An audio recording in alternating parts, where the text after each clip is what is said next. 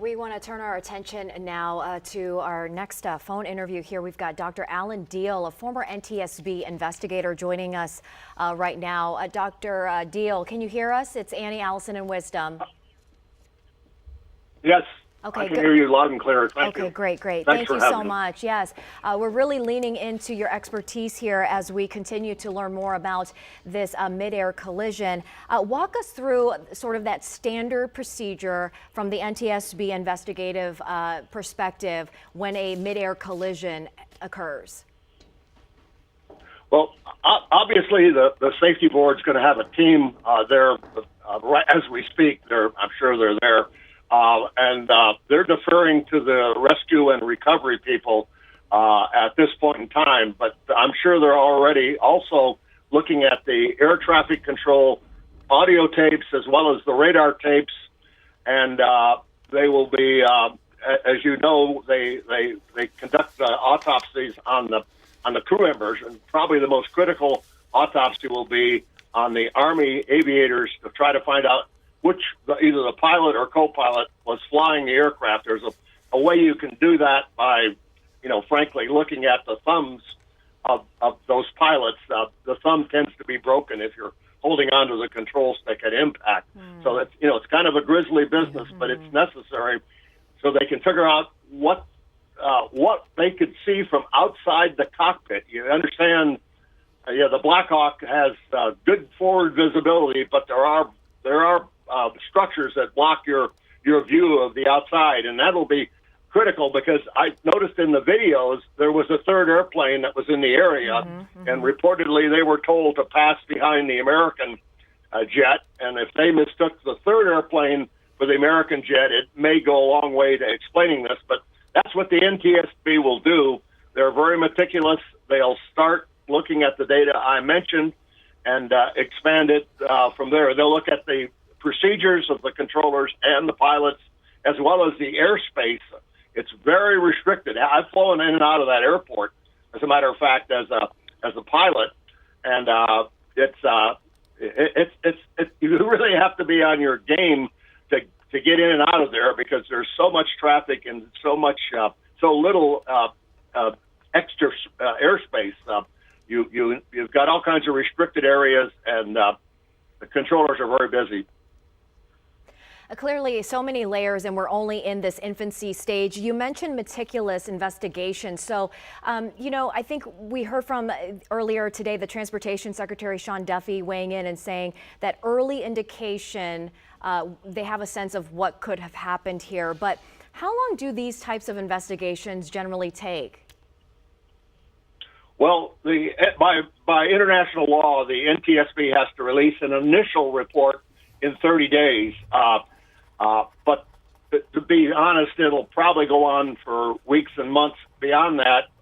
Typically, it's a year or two before the final so-called board report comes out. But we'll know a lot more in the ensuing days and weeks. And like I said, in 30 days, the NTSB will issue a report. And of course, you understand this is a no-fault investigation. The NTSB is different than, say, the FAA, which is going to be looking for blame, if you will. I've worked for the FAA also.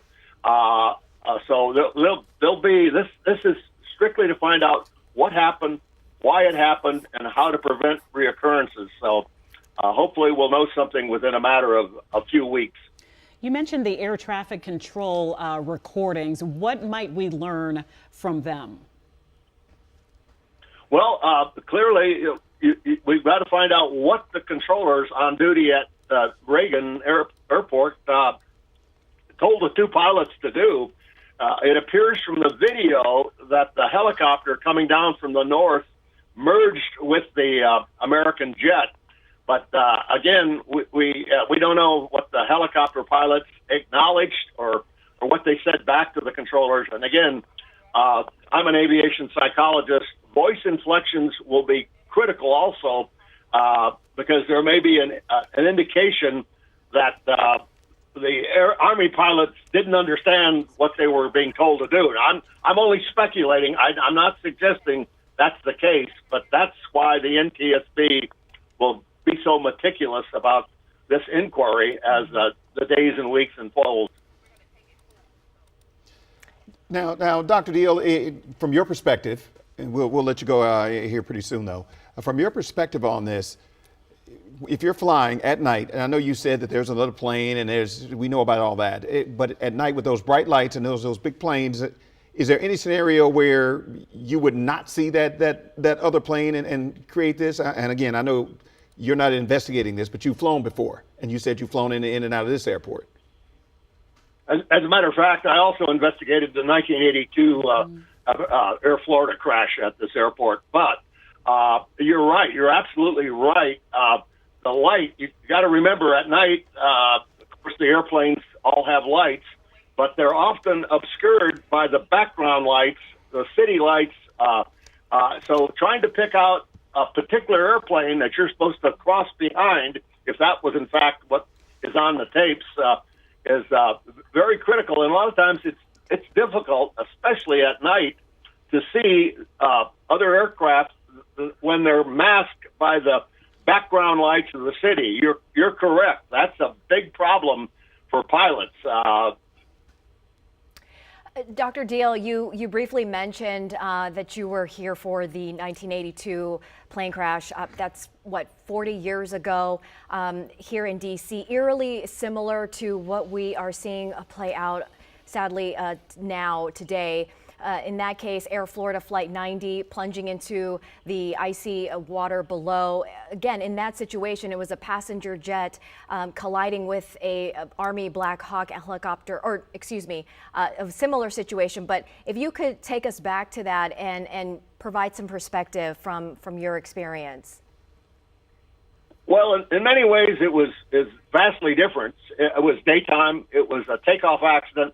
It involved some miscommunication on the cockpit of the Air Florida jet. The co-pilot realized that something was wrong. They had ice on the wings. They weren't going to be able to fly, and they didn't push their engines up to full power to avoid the bridge.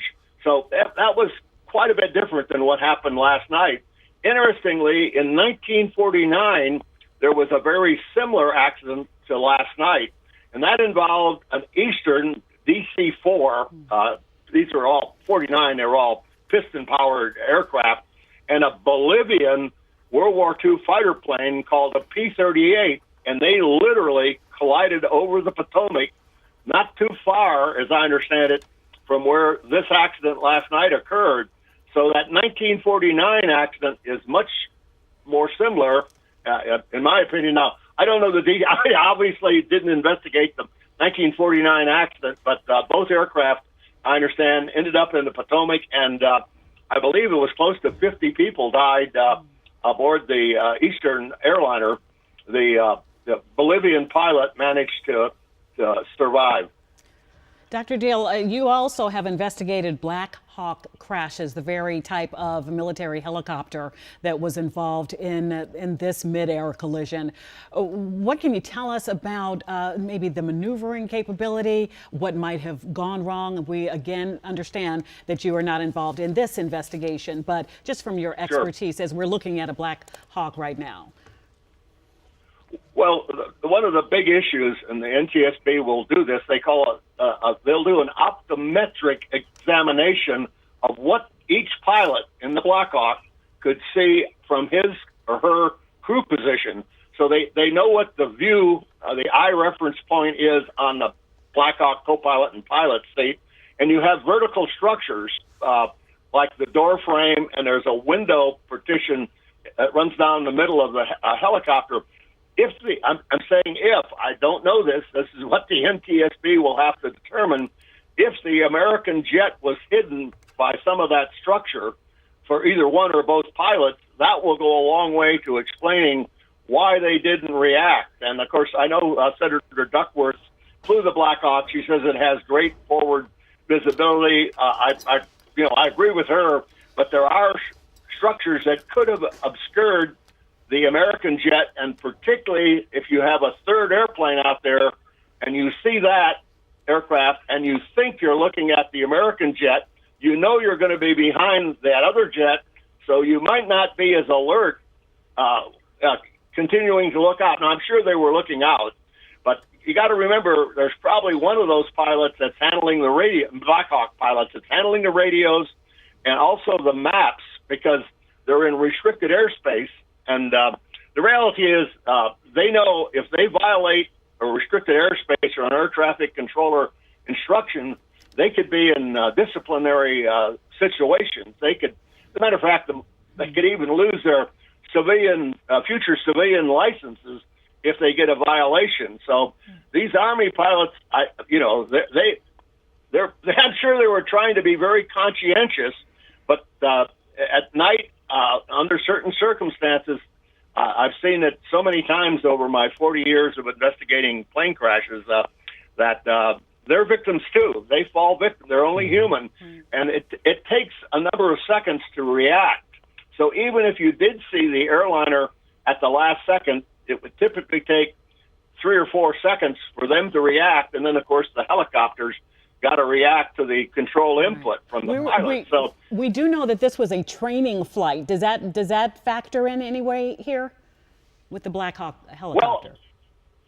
Well, probably the only thing that means is at least one of the Blackhawk pilots was probably an instructor, i.e. highly experienced. Right. So we don't know what type of training flight it was. We know they were out of Fort Belvoir, yes. But not really, except for the fact that you have to have, normally you have an instructor aboard if it's a training flight. So that'll be examined. And of course, the Army Safety Center is located in Alabama, Dothan, Alabama, and they'll be sending reps. The NTSB will have people, not only the Air Traffic Controllers Union, the American Airlines Pilot Union, they'll have the Army Safety Center, the FAA headquarters people will be there. So this is a team effort that the NTSB puts together. They call it the party system. But everybody that has an interest in this accident is allowed to participate in the initial so-called field phase of the investigation to find facts. So they can find out what happened, why it happened, and then the NTSB will make recommendations to prevent reoccurrence. Now, Dr. Deal, from an investigator standpoint, we've heard some of the other leaders talk about the fuselage, the flight pattern, the black box, and the communications. All will let them know what exactly happened and where the fault was. Give us some perspective as an investigator how that actually works when you take all this and you can actually put it all together somehow and say, okay, this is where this went wrong. Well, as I said, they're going to put together a group of people from each of those parties, the Army, the Pilots Union, the Controllers Union, and they try to make sure they've got all the facts, all right? And sometimes there's difference. Then eventually you have to do the analysis, and that's done by NTSB civil servants behind closed doors, because sometimes you'll get contradictory testimonies. That's understandable. Nobody wants to be quote unquote blamed. And by the way, I'll repeat, the NTSB does not assign blame. They only find facts and interpret them. So that's the process. And again, like we said earlier, this goes on for typically weeks and months as more and more data comes in. But we're lucky in this case because there seems to be, first of all, videotape of the actual collision. We know there's radar tapes. Unfortunately, we don't have a voice recorder aboard the Blackhawk, aboard the Blackhawk helicopter. At least in my investigations, I've never known a Blackhawk to have a voice recorder. So we may not know what the two Blackhawk pilots were saying to each other. But one thing to keep in mind that these guys are victims too. Obviously, the passengers and the crew members on both airplanes are victims. But whether or not we end up focusing on something the controller said or didn't say, or the pilots, everybody is trying to do their job, and this is a remarkably safe system. In my books, one of them is called Air Safety Investigators. I explain that the chances of being killed in an airliner accident is something like 1 in 10 million. incredibly safe. And as others have pointed out, the last major crash of a U.S. airliner was in Buffalo in 2009 when there was a problem with they stalled the aircraft and it crashed into a neighborhood. But you keep in mind the cliche about driving to the airport is the most dangerous part of your journey. And one more thing, the alert system is for the commercial airlines, and the military, they don't have that because they're on a different mission. That was my understanding from someone that we spoke with earlier. Is that what you found in your career as a pilot and investigator as well?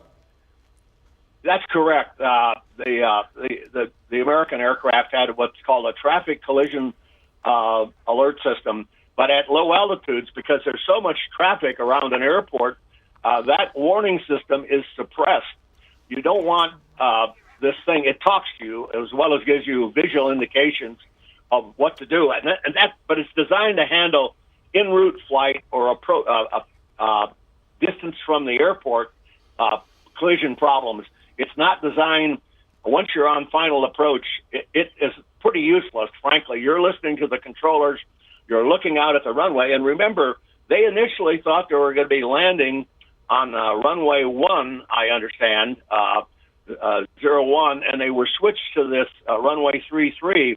So the airline pilots were also busy reprogramming their landing computers and looking out to make sure they were properly aligned with this new runway that they've been cleared to land on. So all these things are factors that the NTSB will have to look at and try to ascertain, how important it was to the tragedy that occurred, so we can prevent the next one. Mm-hmm. Dr. Deal, some of the busiest airspace in the country surrounds Reagan National, and we've been talking about this this morning. Wisdom, in fact, you brought it up about DCA being home to one of the busiest runways in the country, and we have lawmakers who have brought up this issue about the crowded airspace, the capacity of this airport. You've got the hundreds of flights in and out daily. Couple that with the helicopter traffic flying from, of course, you've got the Pentagon, Joint Base Andrews, and Fort Belvoir, and so on. What are your thoughts on that? Well, you've encapsulated it very well.